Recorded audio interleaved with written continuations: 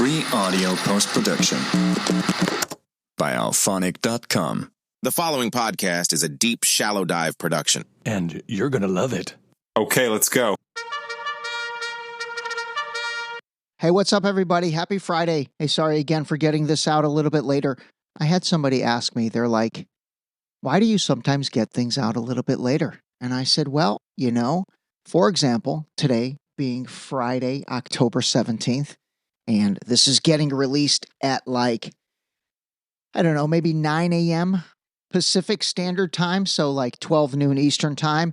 That's maybe 9 p.m. in Belgium. I'm huge in Belgium, by the way. I'm the number 6th ranked podcast in the country of Belgium. Isn't that crazy? That's wild. Yeah, I'm going to have to take a trip to Belgium sometime.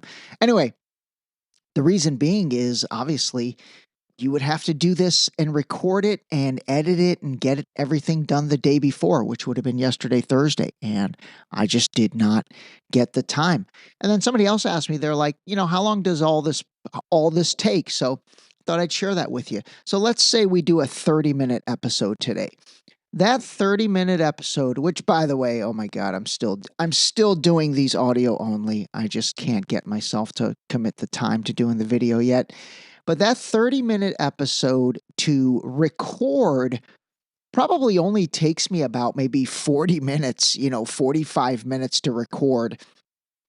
Maybe even less, because pretty much I have a list of things that I've either saved on my phone, or sometimes I create an iPhone note in my phone from the day before. A lot of times while I'm on the treadmill, I will think through what I want to talk about and then make notes of that.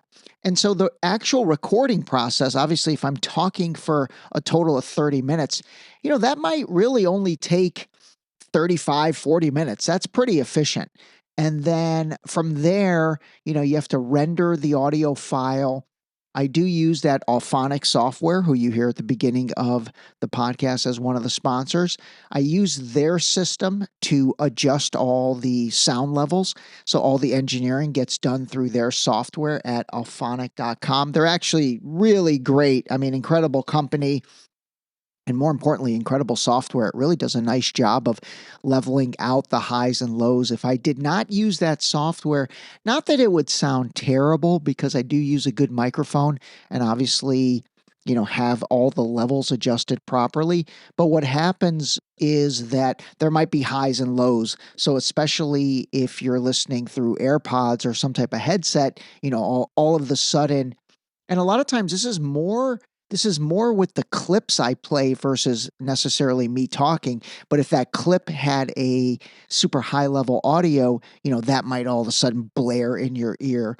Whereas with Alphonic, it really does kind of stabilize everything. So that Alphonic software on a 30-minute audio file, sometimes that could take maybe 4 or 5 minutes to do its thing.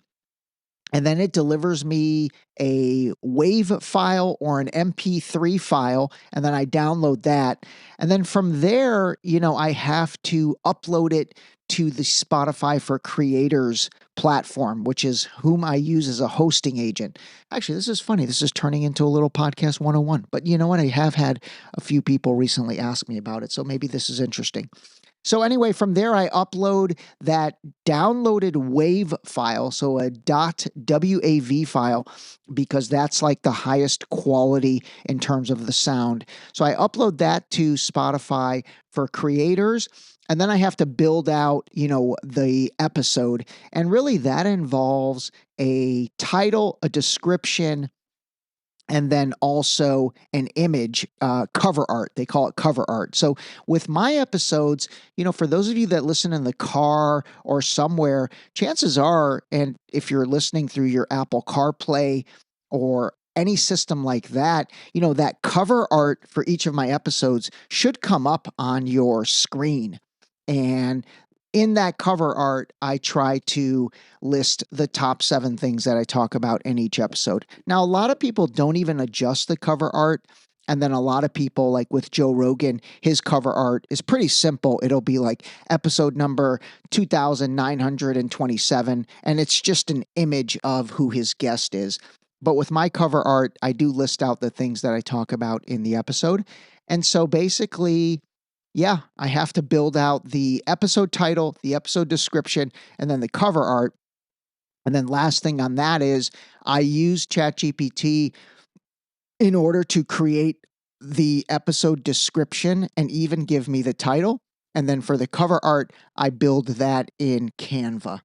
So there you go. And then I hit publish. And remember, when you publish a podcast through whatever hosting platform you're using, again, in my case, it's Spotify for Creators, that platform creates an RSS feed, which is basically just like a URL that's specific with all of the data of your episode as well as your entire podcast.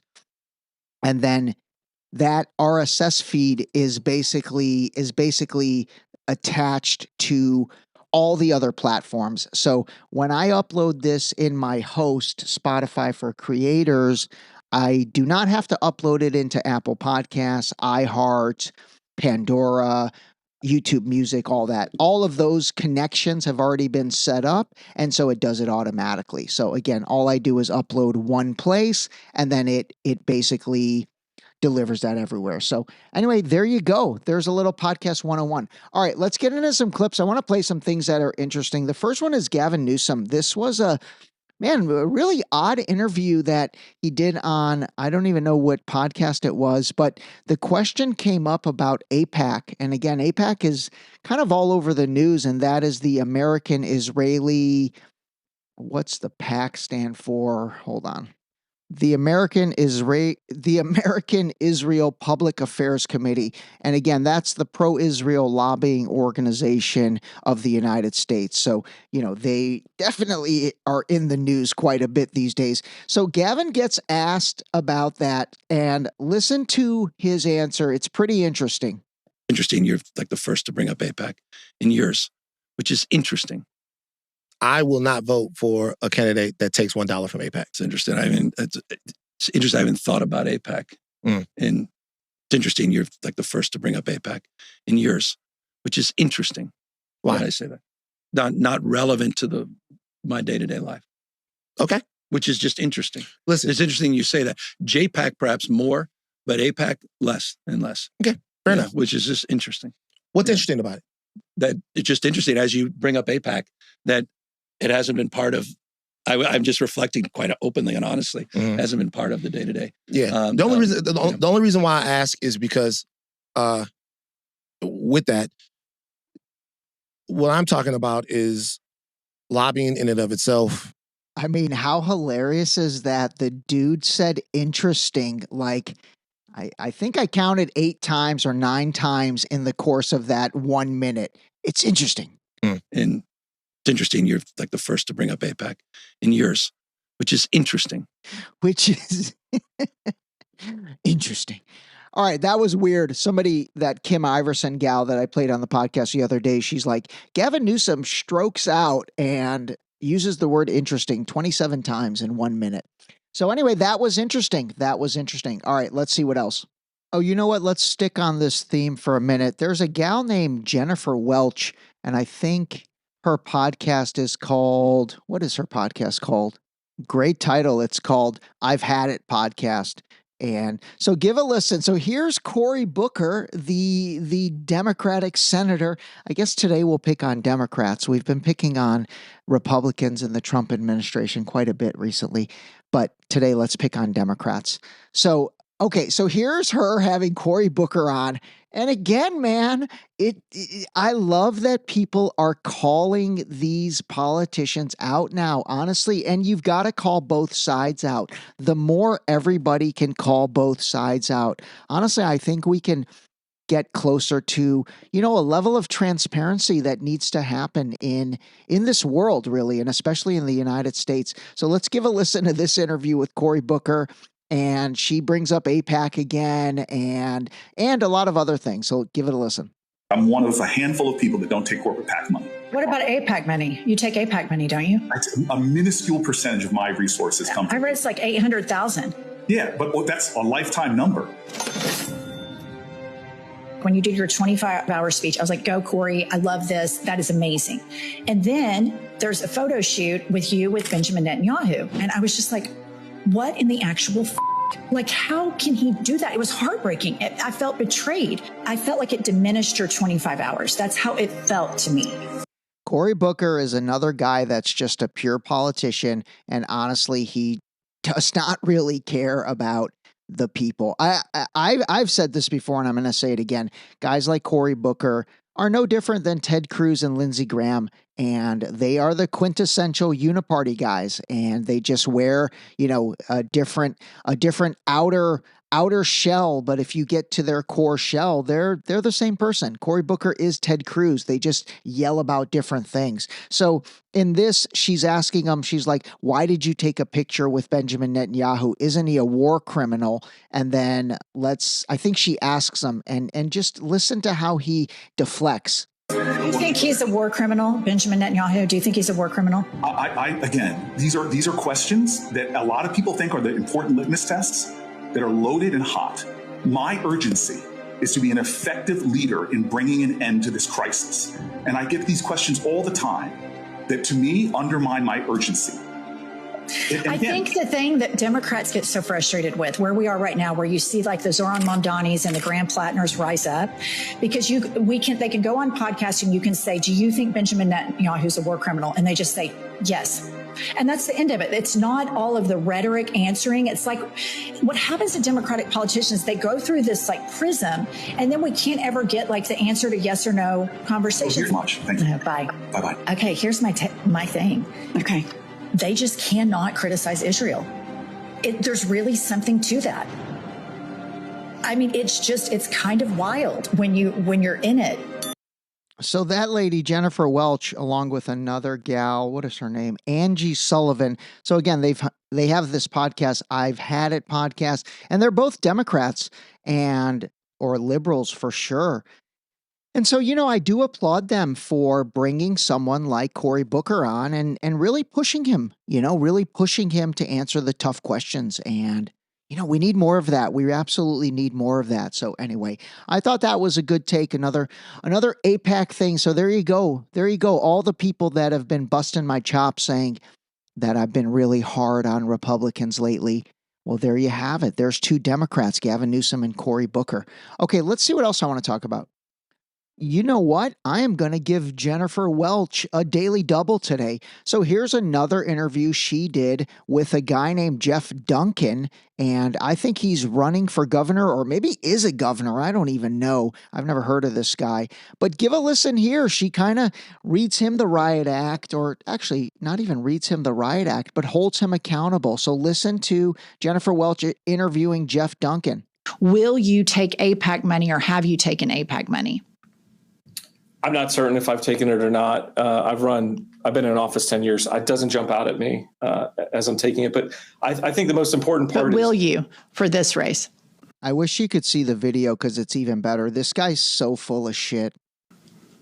I have no idea. I haven't even thought about it. Okay, come on, Jeff. This is like there's a genocide going on right now. In even human rights, Israeli human rights groups see this, that the United States of America is funding. To see these kids starving. And to not know if you're going to be beholden to the Israeli lobby is to me is not something that should take time to think about, because you started off this interview with us talking about your faith. It is. Will you take AIPAC money in this race? I have no idea. I haven't even thought about it. Wow. Okay, I want to take that moral clarity that you have right there and then ask you again, are you going to take money from AIPAC? Because just there, you talked about, and AIPAC is what helped. They gave Trump over, I think, $300 million. Are you going to take money from a group that lobbies to deny that that's happening to those children?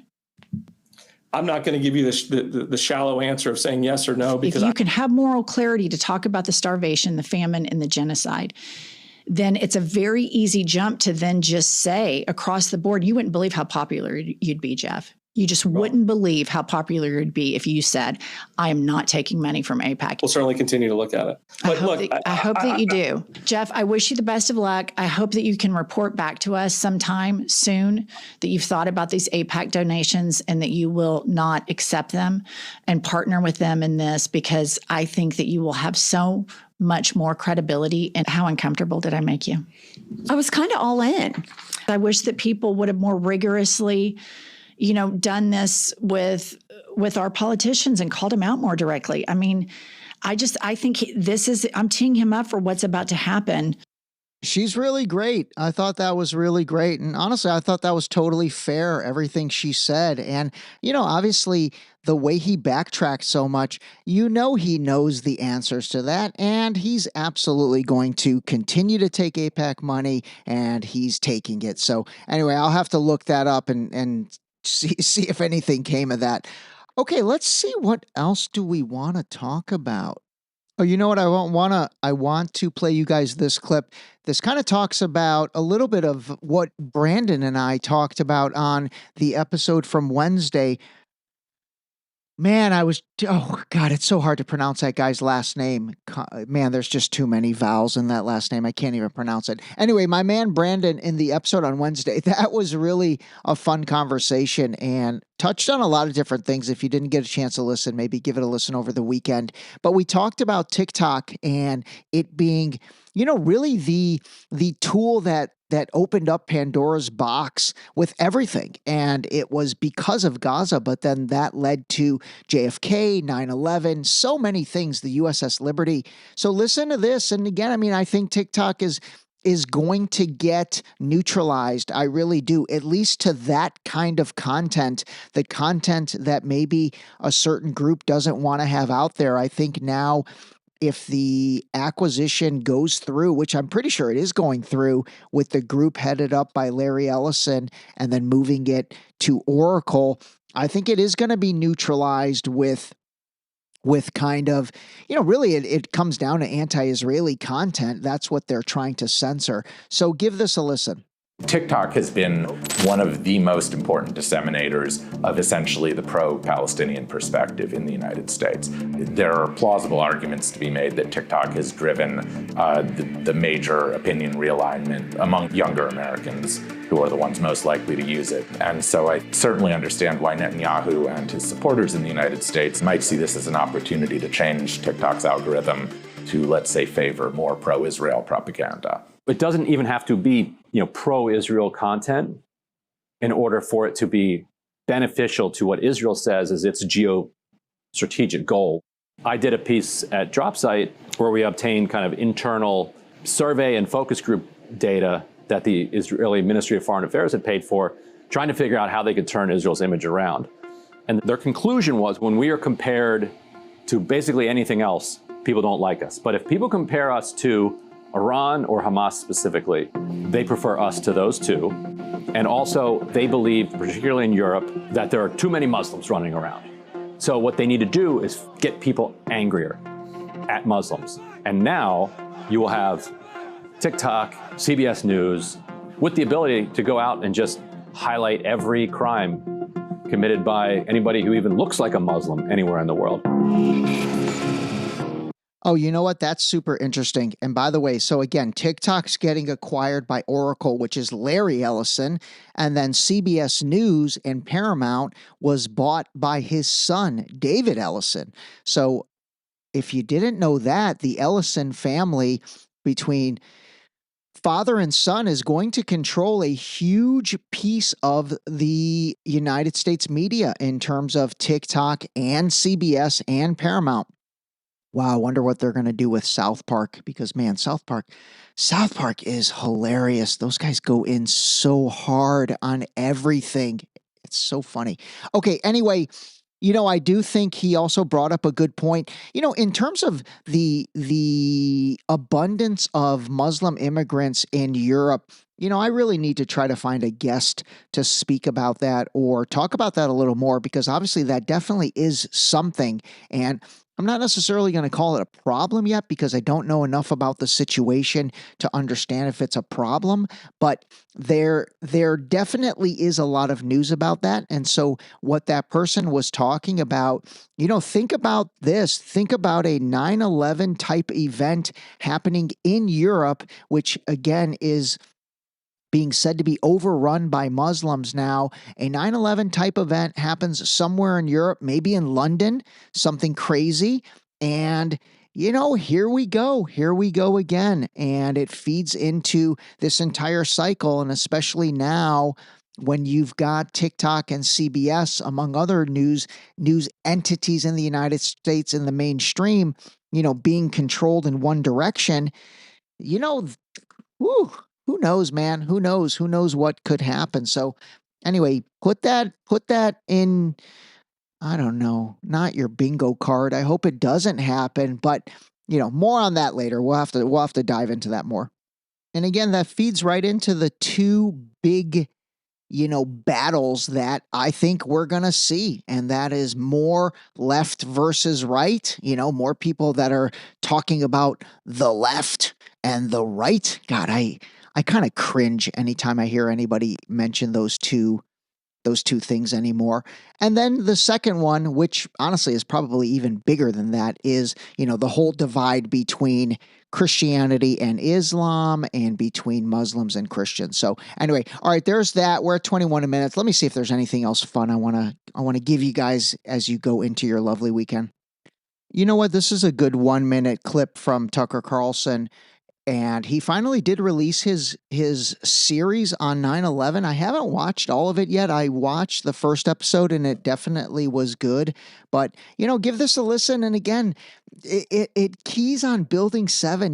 Building 7 is insane to me, how little people, people do question it, but it just, there was no reason for that building to fall. Give this a listen. Why did Building 7 collapse after just 7 hours of burning in a way that no steel frame building anywhere in the world has ever collapsed? Professor Leroy Hulsey of the University of Alaska at Fairbanks conducted an independent study whose findings were released in 2020.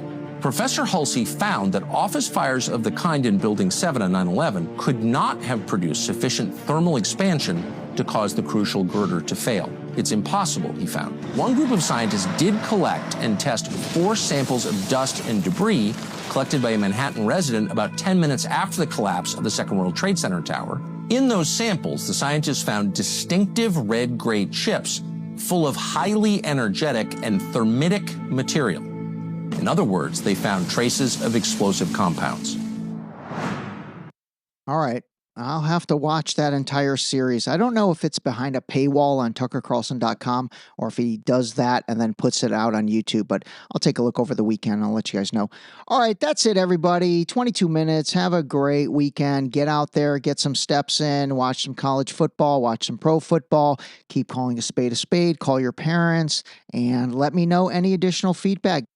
Give the episode with Brandon a listen, and then I'll take you out on something funny. So this is Point of View, the first woman on the moon. And if you did not listen to the episode with Bart Sabrell, you should listen to that. But Point of View, first woman on the moon. Houston, we have a problem. What's the problem? Nothing. No, seriously, what's the problem? Nothing. It's whatever. You don't care anyway. Bruh.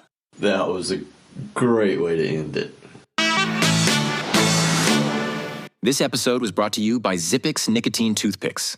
Zip more, smoke less. Totally satisfying, discreet, and delicious. Zipix nicotine-infused toothpicks are available in 6 great flavors, each containing at least 2 milligrams of nicotine to curb those cravings. Zipix is FDA registered and proudly made in the USA. Use discount code DSD for 10% off your order at zipixtoothpicks.com. Zip more, smoke less, save 10%.